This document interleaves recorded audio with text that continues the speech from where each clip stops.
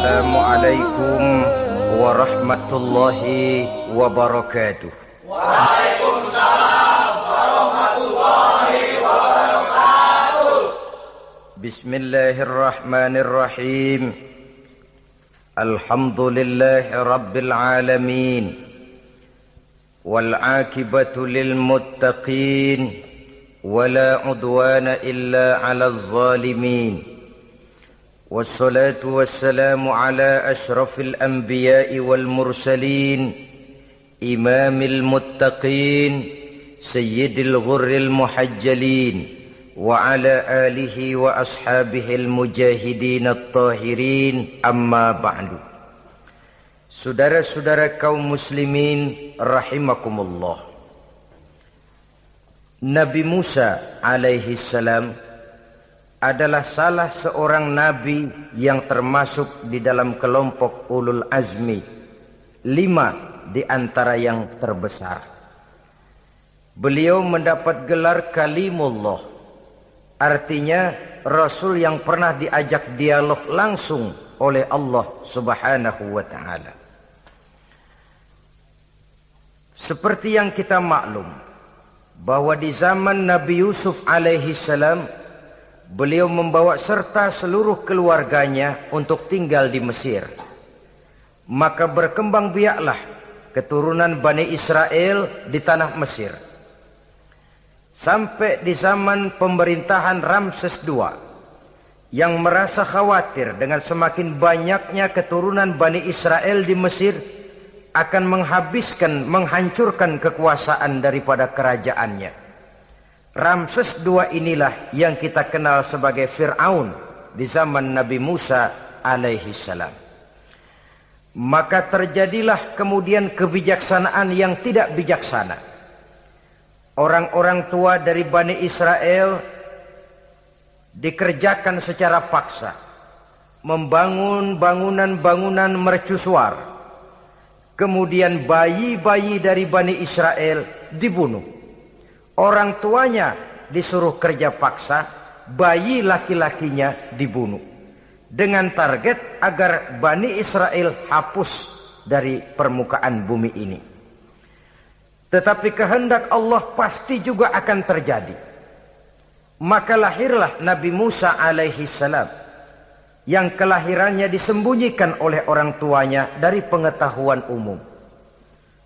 Namun bagaimanapun disembunyikan, kekhawatiran itu datang juga di hati ibu Nabi Musa alaihi salam. Allah kemudian memberikan ilham kepada ibu daripada Nabi Musa. Masukkan anakmu ke dalam satu peti, hanyutkan di sungai Nil. Itu dilakukan oleh ibu Nabi Musa alaihi salam. Dimasukkannya bayi Musa ini ke dalam peti, ditutup rapat, dihanyutkan di sungai Nil. Kemudian ibu tadi memerintahkan saudara perempuannya untuk mengikuti kemana peti ini hanyut di bawah arus sungai Nil. Adapun peti ini kemudian hanyut dibawa oleh arus sungai Nil, memasuki istana Fir'aun. Maka permaisuri atau istri daripada Fir'aun melihat peti hanyut itu, diperintahkan tentaranya untuk mengambil peti tadi. Manakala peti terbuka, berisi seorang bayi laki-laki yang sangat mungil, sangat gembiralah istri daripada Fir'aun. Diusulkannya kepada suaminya agar bayi laki-laki tadi diambil saja, dijadikan sebagai anak angkat, dipelihara dan dibesarkan dalam istana. Fir'aun menerima usul daripada istrinya. Maka sejak saat itu dijaga, dipelihara dan dibesarkanlah Nabi Musa alaihi salam di lingkungan istana Fir'aun laknatullah alaihi. Begitulah ia memasuki masa remajanya, tumbuh sebagai anak angkat daripada Fir'aun dengan segala fasilitas yang serba cukup di dalam istana Fir'aun. Sampai pada masanya di mana ia kemudian menyadari bahwa ia sebenarnya bukan dari keturunan orang-orang Mesir, tapi berasal dari keturunan Bani Israel. Sehingga satu hari ketika ia keluar dari istana, ia bertemu dengan orang yang sedang bertengkar. Satu dari keturunan Bani Israel, satu lagi dari orang Mesir. Musa membantu orang Israel ini melerai perkelahian, tapi kemudian Nabi Musa memukul orang Mesir tadi, dan memang hebat, sekali pukul mati. Saudara-saudara, tidak sengaja Nabi Musa itu hanya memukul, memberikan peringatan, tapi mati. Ini disembunyikan oleh Nabi Musa, tapi bagaimanapun disembunyikannya, akhirnya toh tahu. Apalagi Fir'aun sejak awal memang sudah mendapat firasat. Jangan-jangan inilah yang banyak diramalkan oleh dukun-dukunku, ahli nujum di istanaku, bahwa akan lahir seorang anak laki-laki dari keturunan Bani Israel yang akan menghancurkan kekuasaanku, memusnahkan kerajaanku. Jangan-jangan ini orangnya. Sejak hari pertama menemukan bayi Musa, Fir'aun sudah punya firasat ke arah itu. Tapi karena kalah oleh desakan istrinya, maka diterimalah Musa untuk dibesarkan di dalam lingkungan istana. Sehingga akhirnya oleh karena perasaan bersalah ini, Nabi Musa melarikan diri. Melarikan diri dari istana Fir'aun setelah nyata-nyata bahwa dia memang keturunan Bani Israel. Melarikan dirilah Nabi Musa alaihi salam keluar dari Mesir menuju negeri Madian. Di dalam pengembaraannya, saudara-saudara, di satu lembah, Nabi Musa ketika itu belum menjadi nabi. Pemuda Musa ketika itu sedang beristirahat. Dari kejauhan dilihatnya orang sedang berdesak-desakan. Rupanya adalah pengembala-pengembala kambing yang akan mengambil air dari dalam sumur. Mereka berdesak-desakan, berebut karena sumur cuma satu, yang ambil air kelewat banyak. Di antara desakan-desakan orang itu, Nabi Musa melihat dua orang wanita, kakak beradik, minggir saja, tidak ikut berdesak-desakan. Nabi Musa menghampiri dua wanita tadi. Kamu sedang apa di sini? Kami sebenarnya ingin mengambil air. Kenapa tidak ikut berdesak-desakan? Itulah soalnya. Mereka laki-laki semua, gagah perkasa pula. Kalau kami ikut berdesak-desakan, bagaimana jadinya kami? Biarlah kami mengalah, menunggu sampai mereka selesai semuanya, baru kami akan mengambil air. Mengertilah Nabi Musa bahwa wanita kakak beradik ini demikian halus akhlaknya. Gak mau berdesak-desakan sama orang laki. Budi pekertinya sedemikian luhur. Tungguin aja dah, ntar juga beres. Kalau semua udah kan pada minggir, kita nggak pakai berdesak-desakan. Saudara hadirin, menyadari kodrat kewanitaannya, sehingga berdesak-desakan itu saja sudah dianggap bisa mengurangi citranya sebagai wanita. Biar dia ngalah aja, tungguin ntar juga rapi. Bukan malah ikut ngerangsek. Enak nih berdesakan sama orang laki nih, lumayan nih.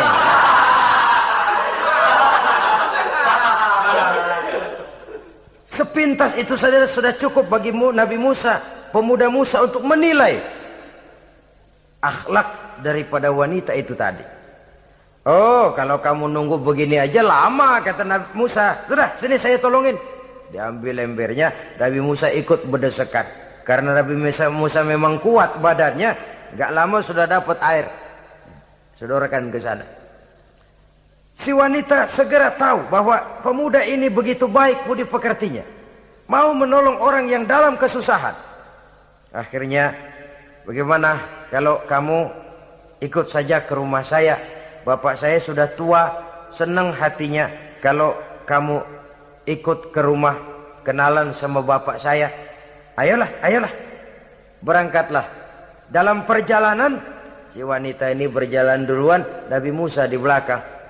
Kemudian Nabi Musa bilang, sebentar, saya duluan, kamu belakangan. Kenapa rupanya? Angin nakal bertiup menghembus pakaian si wanita, sehingga memberikan gambaran yang agak jelas tentang warna, bentuk, postur badan si wanita itu tadi. Sekarang Musa yang menunjukkan budi pekerti yang luhur. Gak mentang-mentang ditiup angin, nah mumpung nih.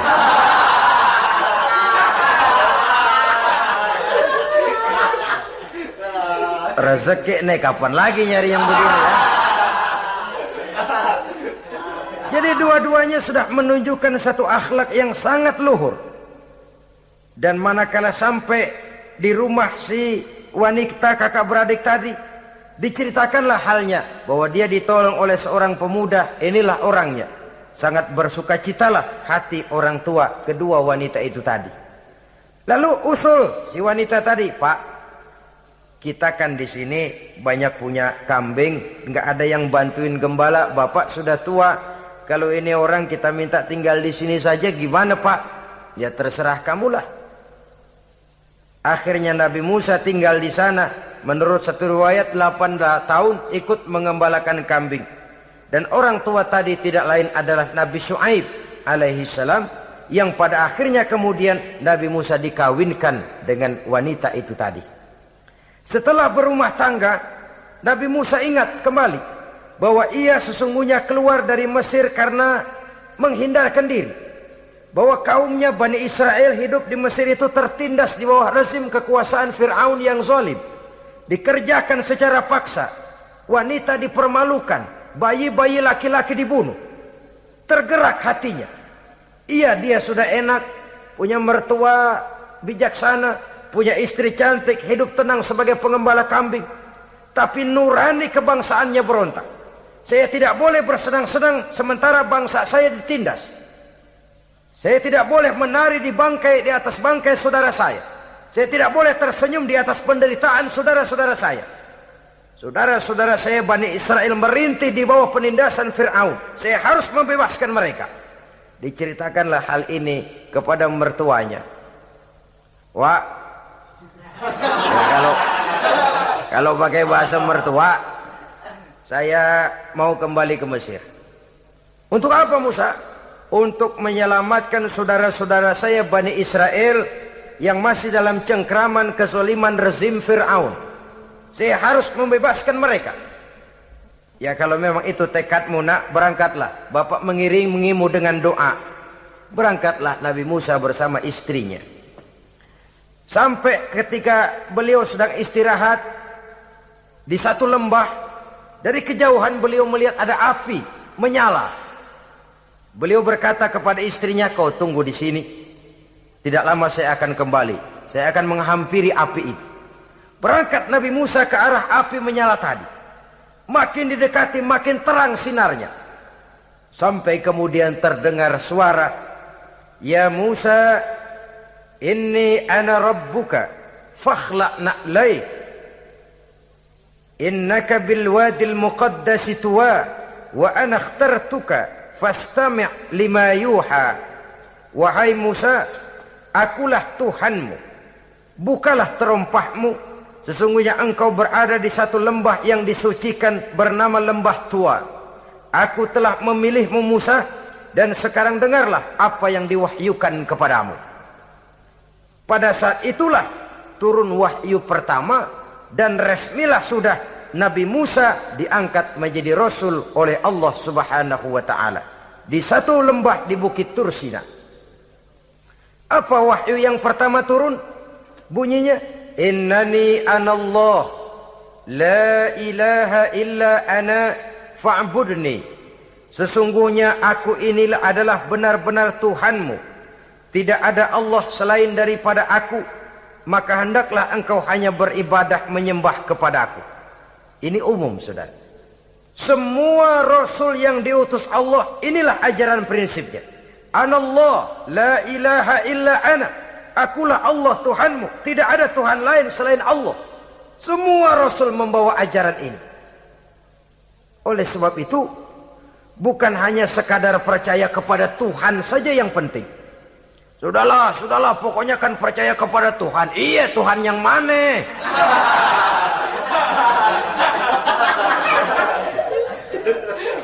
Sebab kalau sekadar percaya kepada Tuhan, rasanya semua agama percaya kepada Tuhan. Begitulah orang Hindu percaya kepada Tuhan, tapi Tuhan menurut mereka Trimurti, Wisnu, Shiva, Brahma. Orang Buddha percaya kepada Tuhan, tapi Tuhan dalam pandangan mereka ada Tuhan kecil Hinayana, ada Tuhan besar Mahayana. Orang Majusi juga percaya kepada Tuhan, tapi Tuhan dalam pandangan mereka ada Tuhan kebaikan namanya Ahriman, ada Tuhan kejahatan namanya Ahura Mazda. Orang Nasrani juga percaya kepada Tuhan, tapi Tuhan kata mereka dalam bentuk Trinitas. Tuhan Anak, Tuhan Bapa, Ruhul Kudus. Ini semua Tuhan dalam pandangan mereka. Jadi kalau sekadar percaya kepada Tuhan, percaya kepada Tuhan, percaya kepada Tuhan, Tuhan yang mana? Itu yang prinsip. Itu yang prinsip. Sebab salah kita dalam mempercayai Tuhan, kita akan terjebak ke dalam penyakit kalau tidak kufur, syirik. Dan dua-dua itu bapak moyangnya dosa.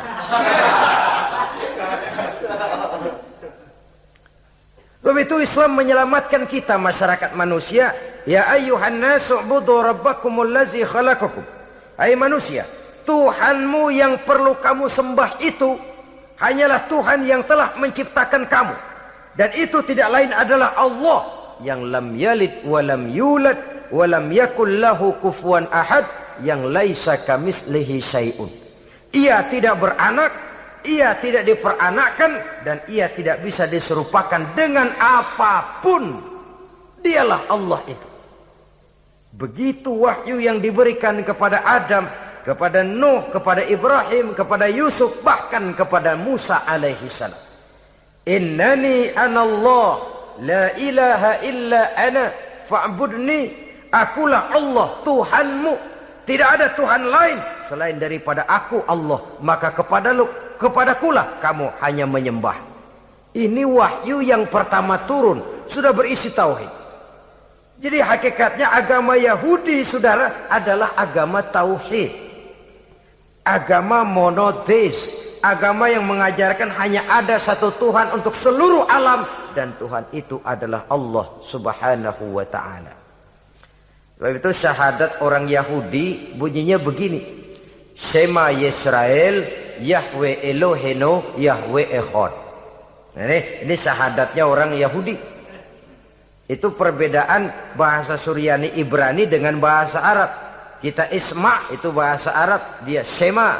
Isma, Shema. Shema Yisrael, Yahweh Elohenu, Yahweh Echad. Ahad Echad.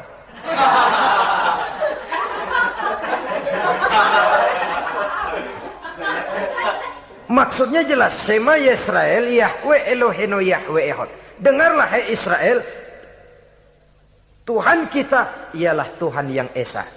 Yahweh kata mereka, Tuhan kita ialah Tuhan yang Esa. Esa tunggal, tidak beranak, tidak diperanakan.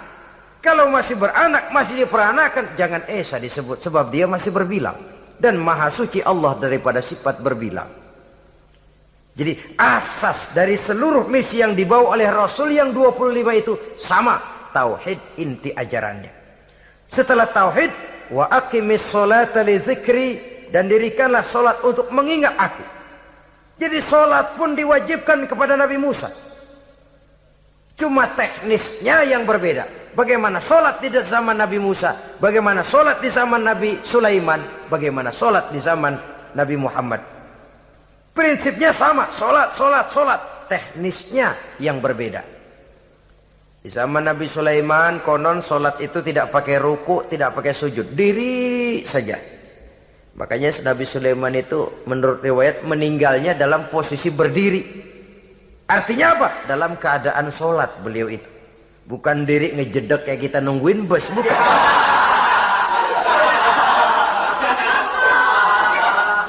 Berdiri dalam kondisi solat. Tapi yang jelas solat itu setiap Nabi. Hanya teknisnya saja yang berbeda. Jadi ini sudah akidah dan syariat. Akulah Allah Tuhanmu, tidak ada Tuhan lain selain aku. Ini kan akidah. Yang kedua, wa aqimis sholata li dzikri, syariat. Dirikan solat untuk mengingat aku. Inna sa'ata atiyatun, sesungguhnya kiamat itu pasti akan datang. Ini juga sudah urusan beriman, percaya kepada yang gaib. Saudara-saudara kaum muslimin rahimakumullah. Setelah mendapat wahyu ini, turunlah perintah Allah kepada Nabi Musa. Apa kata Allah? Izhab ila fir'auna innahu tagha. Sekarang Musa, berangkatlah kamu menuju Fir'aun. Ia telah melampaui batas. Berangkatlah kamu ke sana Musa, hadapi Fir'aun, sampaikan dakwah ini, ia telah melampaui batas. Innahu tagha, ia telah berlebih-lebihan. Nah, saudara-saudara, jadi dua fungsi sudah. Kalau pada mulanya Nabi Musa berniat kembali ke Mesir hanya untuk membebaskan kaumnya Bani Israel, sekarang malah bertambah. Tidak hanya sekedar itu, malah lebih utama adalah menyampaikan risalah, menyampaikan misi kerasulannya, menyadarkan Fir'aun, menegakkan tauhid, mengembangkan syariat. Bertambahlah tugas Nabi Musa sebagai pejuang bangsa, juga sebagai mujahid, pejuang agama. Pada mulanya sebagai pejuang bangsa tuh. Artinya Nabi Musa ini kembali kepada Fir'aun di Mesir, tujuannya tadi kan cuma untuk membebaskan Bani Israel kaumnya. Ini pejuang bangsa. Tapi di tengah jalan ia mendapat wahyu. Berangkat kau kepada Fir'aun, innahu tagha, ia telah melampaui batas. Sadarkan dirinya, canangkan tauhid, sampaikan syariat. Bertambahlah tugasnya. Lebih daripada sekedar pejuang bangsa, ia juga pejuang agama, pejuang tauhid. Dwi fungsi. Kadang-kadang ada pejuang agama tapi tidak pejuang bangsa. Kadang-kadang ada pejuang bangsa tapi tidak pejuang agama. Nah, saudara-saudara kaum muslimin rahimakumullah, idealnya ya kedua-duanya. Ya pejuang agama, ya pejuang bangsa juga. Mendapat tugas seperti ini, apa permohonan Nabi Musa alaihi salam? Beliau berkata, qala rabbi shrah li sadri wa yassir li amri wahlul 'uqdatam min lisani yafqahu qawli waj'al li waziran min ahli Haruna akhi usdud biha uzri. Ini permohonan Nabi Musa ketika dilantik menjadi rasul, diberikan tugas, berangkat kau ke Mesir, sampaikan risalah ini kepada Fir'aun karena ia telah melampaui batas. Apa permohonan Nabi Musa? Rabbi syrah li sadri, ya Allah, lapangkan hati saya. Wa yassir li amri, mudahkan urusan saya. Wahlul 'uqdatam min lisani, buka kebekuan lidah saya. Yafqahu qawli, sehingga mereka mengerti apa yang akan saya bicarakan. Ini kondisi dasar. Memulai satu perjuangan dengan persiapan dasar. Apa permohonan pertama? Isyrah li sadri, lapangkan jiwa saya. Menghadapi musuh dengan jiwa yang lapang itu penting. So, kalau kita menghadapi musuh dengan jiwa yang sempit, kita sudah kalah sebelum perang. Menghadapi musuh dengan jiwa yang lapang, artinya masih berharap kalau dia mau mengikuti ajaran ini. Jadi pada tahap pertama itu datang bukan sebagai orang yang mau membasmi, tapi sebagai orang yang mau menyelamatkan. Ini perlu jiwa yang lapang. Sebab dakwah Nabi Musa itu kan pertama menyadarkan Fir'aun dulu. Nanti akan kita lihat setelah disadarkan dengan kata-kata, tidak kena juga dengan bukti berupa mukjizat. Masih bandel juga. Musa mohon supaya dikirim bencana. Masih nggak mempan juga, habis dah urusan. Jadi ada tahapan-tahapan sesuai dengan kemungkinan Fir'aun bisa menerima. Sama juga bayi itu kan kalau baru lahir ke dunia, brol, kasih susu emaknya dulu. Gedean dikit, bubur. Gedean lagi, nasi uleg dah. Udah gede betul, nasi. Udah gede banget, jengkol jijelin.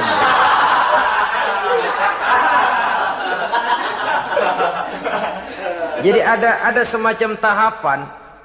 Kalau begitu lahir dikasih jengkol kan habis. Peringatan dulu. Setelah peringatan, bukti berupa mukjizat. Dihadapkan dengan sihir, menang mukjizat. Masih tidak mempan juga, teguran, dikirimkan azab, dikirimkan bencana. Masih tidak mempan juga, sudah ditenggelamkan oleh Allah di Lautan Merah. Itu akan kita ceritakan kemudian nanti. Jadi apa yang diminta oleh Nabi Musa, ya Allah, lapangkan hati saya menghadapi Fir'aun ini. Fir'aun CS, Fir'aun, Haman, dan lain-lain. Dan jangan lupa Fir'aun itu cuma ya hakikat tapi juga simbol. Hakikatnya memang ada yang namanya Fir'aun itu. Simbol karena Fir'aun selalu berkembang. Di setiap zaman, di setiap tempat, Fir'aun selalu ada. Cuma liciknya Fir'aun ini kemana dia pindah, ke situ dia ganti nama. Orang sering lupa, padahal isinya Fir'aun. Namanya bisa Hitler, namanya bisa Mussolini, namanya bisa Stalin, tapi isinya Fir'aun. Kemana dia tinggal, di situ dia ganti nama. Simbol dari kekuasaan yang terlepas dari kontrol iman. Simbol dari kekuasaan yang menyebabkan orang lupa diri dan lupa daratan. Dan sebenarnya mah Fir'aun mulanya cuman raja tuh, raja doangan dia. Cuman kelamaan jadi raja, kagak mau turun-turun. Akhirnya dia menganggap tidak ada yang lebih tinggi daripadanya. Apalagi ketika Nabi Musa datang mengajarkan ada Tuhan lain, yaitu ada Tuhan yang sebenarnya, yaitu Allah. Lah Fir'aun sampai kepada puncak kekurang ajarannya, memproklamirkan diri sebagai Tuhan. Ana rabbukumul a'la. Bukan karena kebodohannya sebenarnya, tapi karena gengsi kekuasaannya. Nah ini, gengsi kekuasaan ini sering menyebabkan orang overacting. Fir'aun bukan bodoh, bukan. Fir'aun bukan tidak tahu kalau Musa itu benar, tahu. Fir'aun bukan tidak ngerti kalau itu mukjizat, sihir kalah, tahu. Tapi gengsi kekuasaan. Gua kan raja, masa di depan rakyat tunduk sama Musa? Gengsi dong.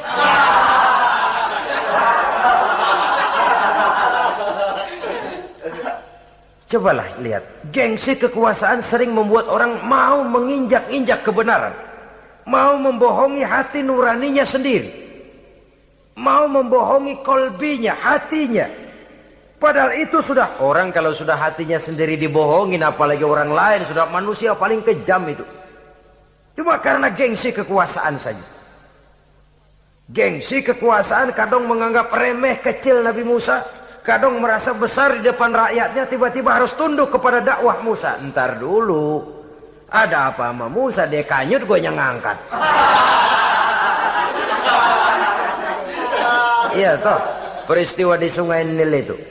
Karena aku yang nyelamatin, aku yang besarkan dia di istanaku. Gengsi kekuasaan sering menyebabkan orang overacting. Bukan karena kebodohannya, dia tahu itu benar. Tapi dia berat untuk mengikutinya. Kenapa? Gengsi kekuasaan. Inilah watak Fir'aun.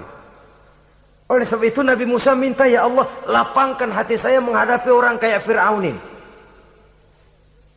Wa yassirli amri, dan mudahkan urusan saya. Ini orang berjuang itu, saudara. Setelah segala taktik dan strategi dibicarakan, segala persiapan fisik disiapkan, jangan lupa, wa yassirli amri, ya Allah, mudahkan urusan saya. Sebab sepanjang yang bisa kita lakukan hanyalah berusaha dan berusaha. Kepastian, ketentuan, hak prerogatif daripada Allah Azza wa Jalla.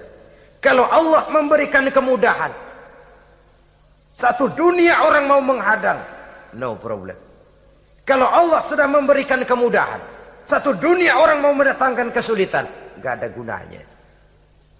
Wa yassirli amri, mudahkan kiranya urusan saya ini ya Allah. Karena sudah terbayang oleh Musa. Pertama, faktor psikologis. Bagaimanapun Fir'aun itu kan bapak angkat sendiri. Ya orang kalau nasihatin orang lain barangkali nggak terlalu jadi beban moral. Tapi kalau sudah menasehati orang yang pernah mengasuh dan membesarkan dia, itu kan beban moral.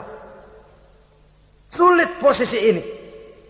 Apalagi kekuasaan mutlak berada di tangannya, tentaranya gagah perkasa. Wa yassirli amri, mudahkanlah urusan saya ya Allah. Lapangkan hati, mudahkan urusan. Saudara-saudara kaum muslimin rahimakumullah. Permohonan yang ketiga dari Nabi Musa, setelah minta dilapangkan hati dan dimudahkan urusan, wahlul 'uqdatam min lisani, bukalah kebekuan lidahku. Satu riwayat menjelaskan bahwa Nabi Musa memang agak gagap kalau bicara.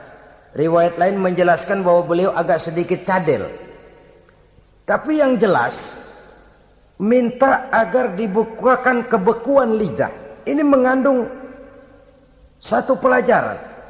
bahwa cara menyampaikan sesuatu akan sangat menentukan sesuatu itu sendiri. Sesuatu yang baik, kalau salah cara kita mengucapkannya, salah cara kita menyampaikannya, jadi tidak baik kesan orang. Ini soal ucapan. Soal hati itu Allah saja yang tahu. Tapi kan orang sebelum tahu hati ini, omongan yang didengar, tingkah laku yang dilihat. Maka ini yang diminta oleh Nabi Musa alaihissalam. Misi risalah ini berat. Menyampaikan pesan ilahi ini tidak ringan. Kalau salah saja ngomong, akan timbul kesalah pengertian.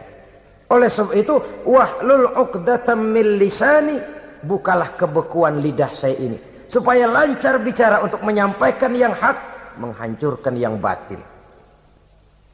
Cara kita menyuguhkan sesuatu sangat menentukan sesuatu itu sendiri. Saudara datang ke rumah saya, yang saya suguhkan cuma segelas teh pahit dan singkong goreng, tapi kalau dengan kata-kata yang menyentuh, enak didengar telinga, nggak berasa tuh singkong goreng. Sebaliknya yang disuguhkan makanan mahal, mewah, lezat, caranya kasar, omongannya nggak enak didengar. Makan dah sikat abisin deh, gue tau lu lapar, abisin deh.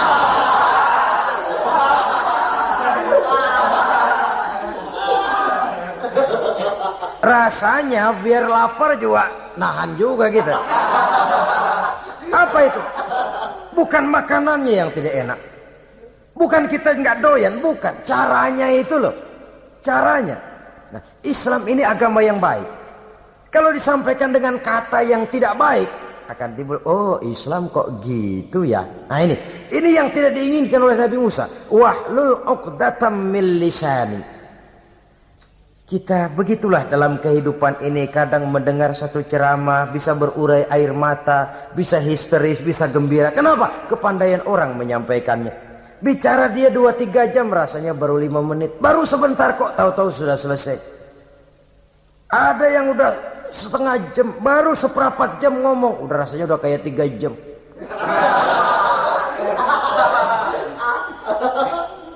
Kita udah berbisikkan, udah dah. Wahlul 'uqdatam min lisani. Targetnya apa? Yafqahu qauli, agar mereka memahami. Tentu lawannya agar mereka tidak salah mengerti, agar mereka tidak salah paham. Sebab kalau misi ini diterima dengan salah paham, dakwah tidak nyambung. Maka ini doa banyak dibaca, diamalkan oleh orang-orang mimbar yang sering pidato. Lapang hati melihat kerumunan orang banyak, tapi nggak dak-dikduk, nggak kena demam mimbar. Udara dingin tapi keringat, baju basah. Saudara hadirin yang saya hormati, lalu permohonan yang selanjutnya daripada Nabi Musa alaihi salam, waj'al li waziran min ahli, dan jadikanlah bagiku seorang pembantu dari keluargaku. Siapa? Haruna akhi, dia tidak lain adalah saudaraku Harun. Usdud biha uzri, akan saya limpahkan kepadanya segala beban-beban yang saya derita. Artinya orang berjuang perlu teman, nggak bisa sendirian. Gak, bagaimanapun hebatnya kita tetap memerlukan bantuan daripada orang lain. Sendiri memang lebih baik daripada berteman orang jahat, tapi berdua lebih baik daripada sendiri. Bertiga lebih baik daripada berdua. Makin banyak makin baik. Untuk satu persoalan yang besar memerlukan kebersamaan. Begitulah Nabi Musa memberikan contoh. Saya tidak bisa berjuang sendiri, saya minta dibantu oleh saudara saya Harun. Jadikan dia pembantu saya, tempat saya membagi suka dan duka dalam perjuangan ini, tempat saya bercerita, tempat saya mengeluh, tempat saya melarikan persoalan. Sebab beban hati itu akan berkurang kalau kita ada tempat kita bercerita. Nah, saudara-saudara, berangkatlah Nabi Musa ke Mesir. Kemudian mulai menyampaikan dakwahnya kepada Fir'aun, laknatullah alaih. Fir'aun mendengar Musa datang kembali. Kemudian terjadilah forum dakwah itu. Apa kata Fir'aun? Musa, kamu kemana saja? Saya pergi ke Madian. Apa yang kamu lakukan? Begini, begini, begitu. Kamu melarikan diri? Pada mulanya iya. Dan sekarang apa maksud kamu datang kembali ke Mesir? Semula saya ingin membebaskan kaum saya Bani Israel. Lalu saya kemudian menerima wahyu dari Allah. Ditugaskan, diperintahkan langsung oleh Allah, Sang Maha Komandan, untuk datang menemui Tuhan, menyadarkan Tuhan dari kesesatan selama ini. Siapa Allah itu Musa? Allah adalah Tuhan saya dan Tuhan juga dan Tuhan seluruh alam ini.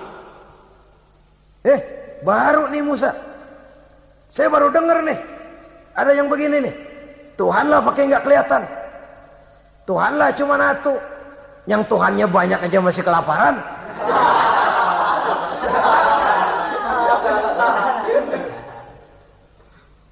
Di mana Tuhan? Tuhan saya bersemayam di aras, tempat yang sangat tinggi. Hei Haman, kata Fir'aun kepada Perdana Menterinya, bikin menara yang tinggi. Bikin rakyat kerja paksa lagi, bikin menara tinggi. Naik Fir'aun ke atasnya, melepas panah dari atasnya.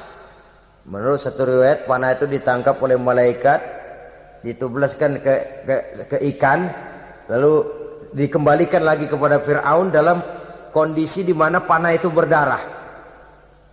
Dia tangkap lagi oleh Fir'aun, turun ke bawah, pidato di depan rakyatnya. Liatin, Tuhan Musa udah saya panah nih. Mati. Saudara hadirin yang saya hormati, dengan segala macam dalih Fir'aun mencoba mengingkari dakwah Nabi Musa alaihi salam. Baiklah Musa, andai kata kamu benar, apa buktinya? Tuhan mau apa? Kamu sanggup menandingi tukang sihir saya? Insya Allah. Ayo kumpul tukang sihir, kumpul. Kumpulkan tukang sihir, dilepaskan tali-tali kecil, berubah jadi ular mengejar Musa. Musa oleh Allah difirmankan, lemparkan tongkatmu Musa. Musa melemparkan tongkatnya. Tongkat Musa kemudian berubah menjadi ular besar yang menerkam ular-ular kecil tadi. Habis itu ular kecil ciptaan tukang sihir Fir'aun. Begitu hebat mukjizat yang diberikan Nabi Musa, dan Fir'aun tahu itu mukjizat. Tapi dia ingkar juga.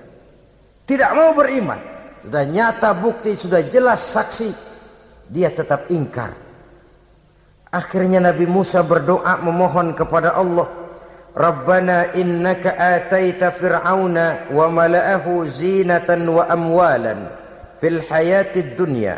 Wahai Allah, sungguh engkau telah memberikan kepada Fir'aun dan para pembesarnya zinatan, segala macam perhiasan, wa amwalan, dan segala macam harta benda, fil hayatid dunya, di dalam kehidupan dunia ini.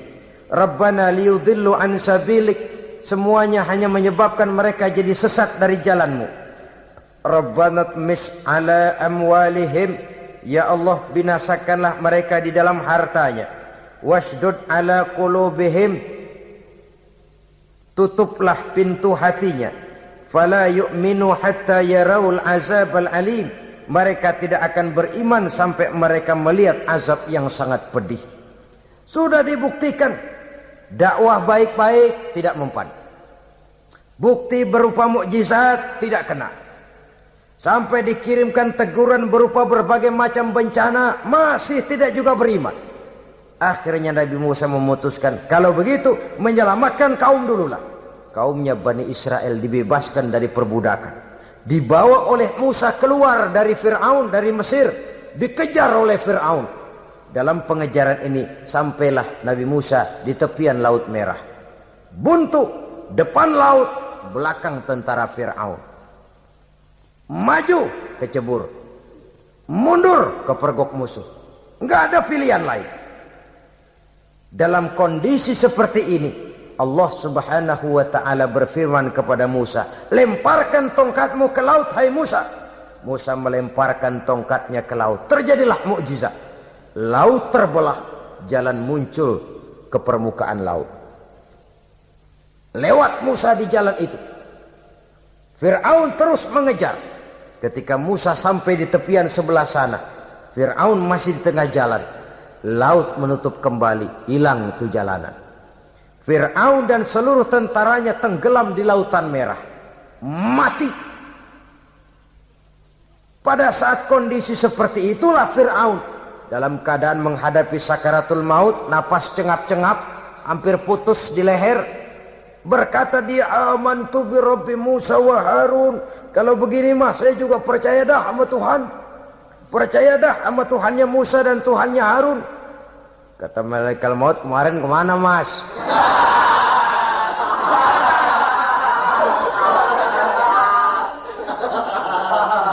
Sudah gini hari baru mau percaya, terlambat. Terlambat. Akhirnya Fir'aun mati. Mati, tapi badannya utuh. Allah berjanji, wa kadzalika nunajjika bi badanika litakuna liman khalfaka ayah. Kami selamatkan badanmu Fir'aun agar menjadi pelajaran bagi orang-orang sesudah kamu nanti. Fir'aun mati, tapi badannya selamat terdampar di tepi pantai. Oleh rakyat Mesir, wah ini raja kita nih. Raja kita, ketemu. Hidup, mati.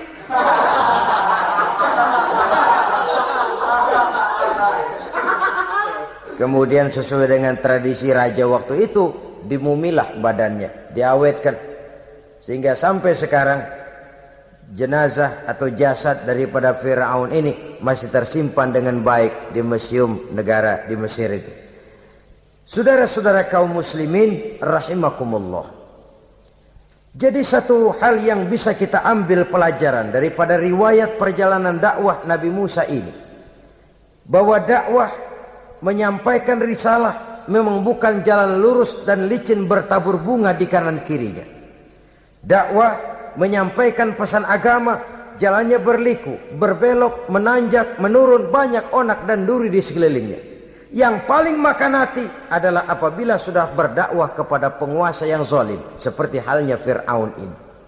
Bagaimanapun ia punya kekuasaan, ia punya tentara, ia bisa menghitamkan yang putih, ia bisa memutihkan yang hitam.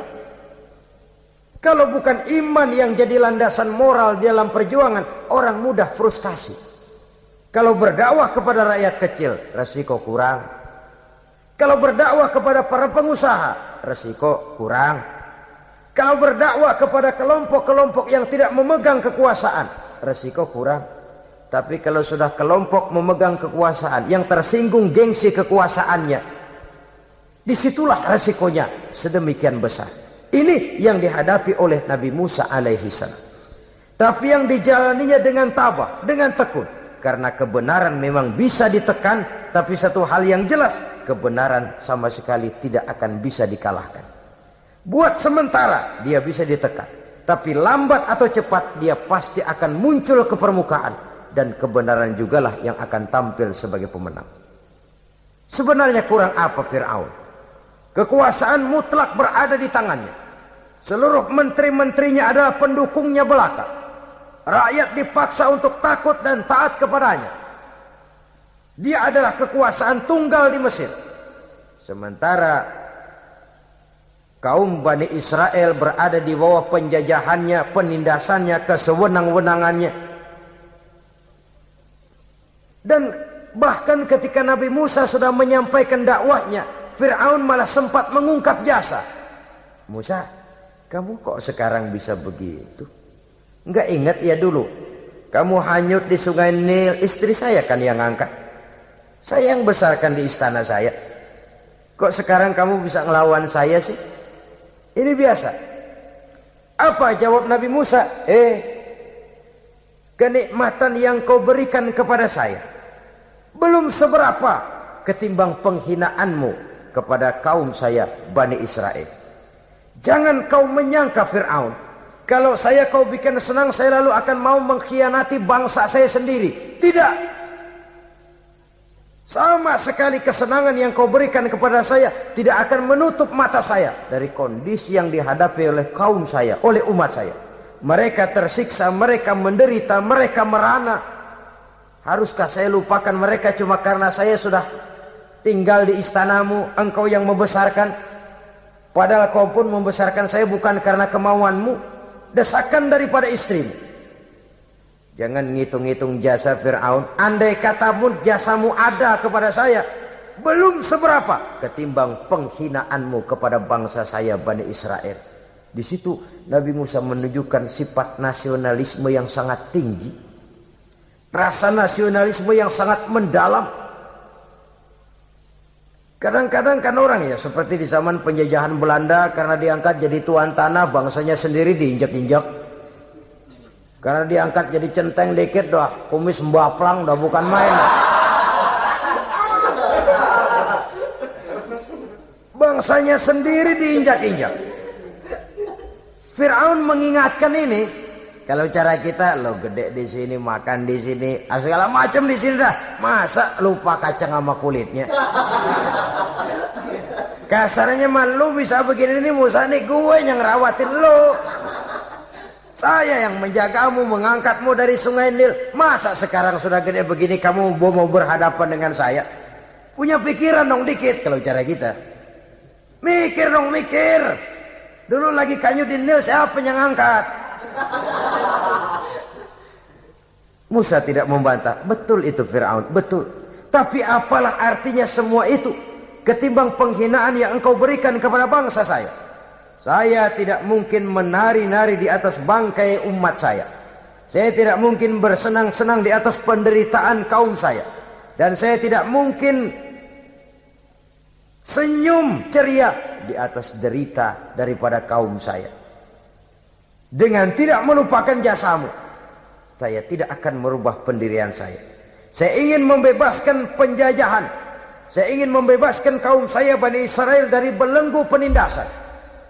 Kalau engkau sudah tidak mau mendengar dakwah yang saya sampaikan, tidak mau bertuhan Allah, tidak mau menyembah kepadanya, tetap dengan keangkuhan dan kesombonganmu sekarang ini, okelah, berjalanlah dengan keyakinanmu.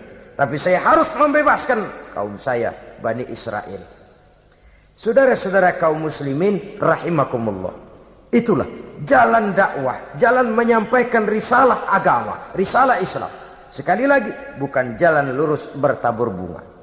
Tapi agama memberikan ajaran, balighu anni walau ayat.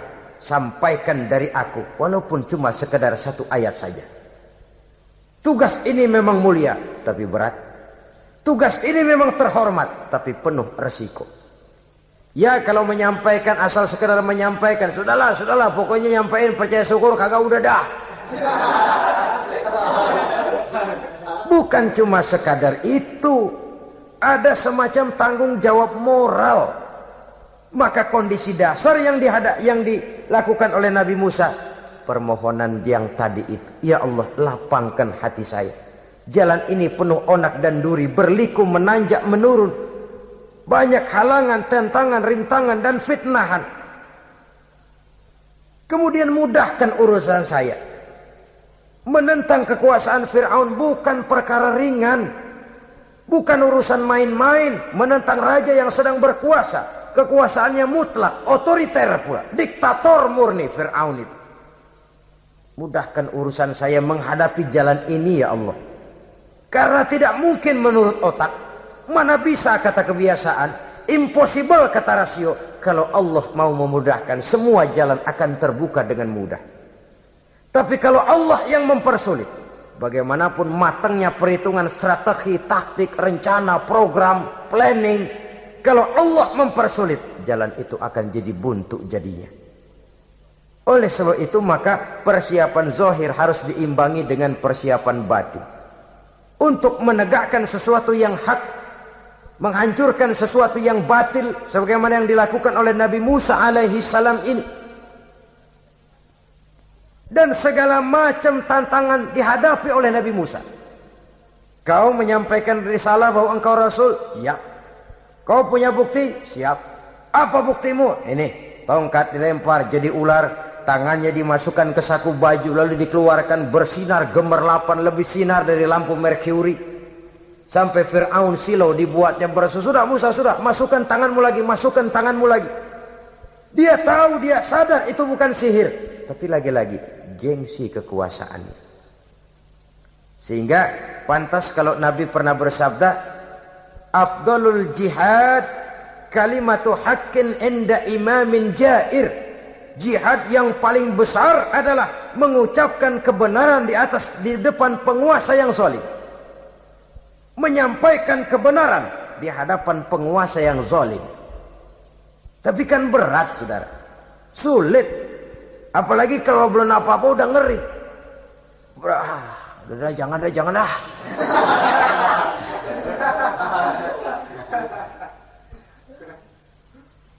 Itu sebabnya Ishrah li sadri, lapangkan hati saya. Saya tidak punya kepentingan apa-apa kecuali menyampaikan kebenaran. Kalau sudah ada kepentingan pribadi, itu yang sering jadi handicap.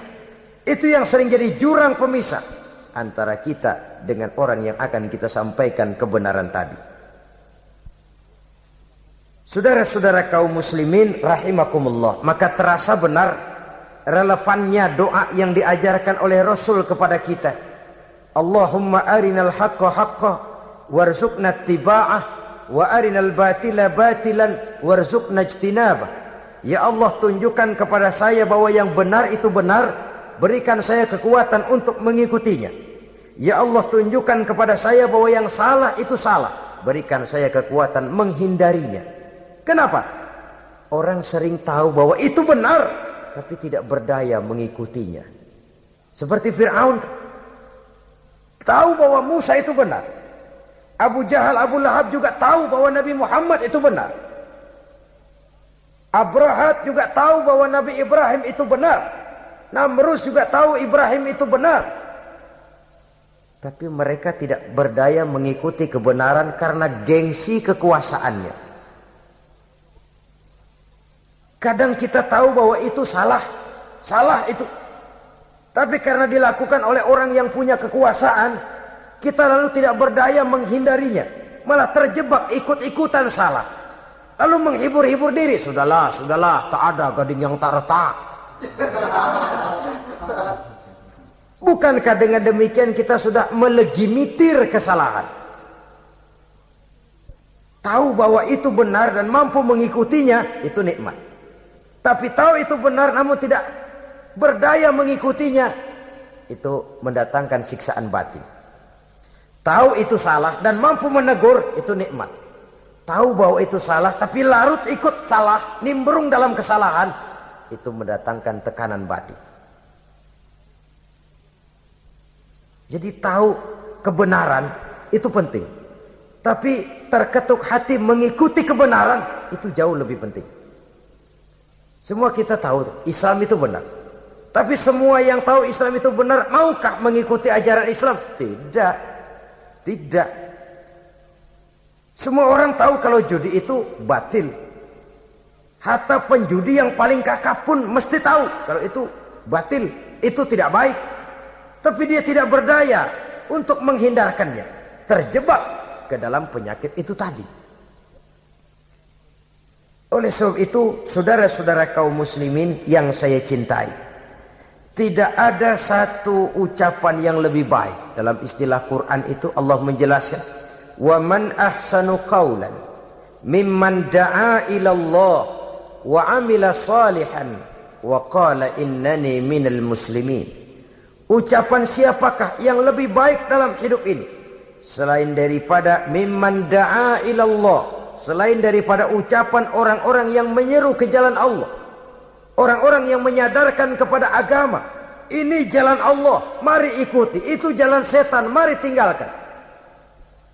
Wa amila salihan, tidak cukup sekedar berdakwah mengajak orang ke jalan Allah, dia juga beramal soleh. Dia bangun rumah sakit, dia bangun madrasah, dia bangun masjid, dia makmurkan majelis taklim, dia santuni yatim piatu. Wa qala innani minal muslimin, seraya berkata, saya termasuk orang yang berserah diri kepada Allah. Da'a ila Allah wa amila salihan wa qala innani minal muslimin. Menyerukan manusia ke jalan Allah, beramal soleh, dakwah bil hal kata orang sekarang.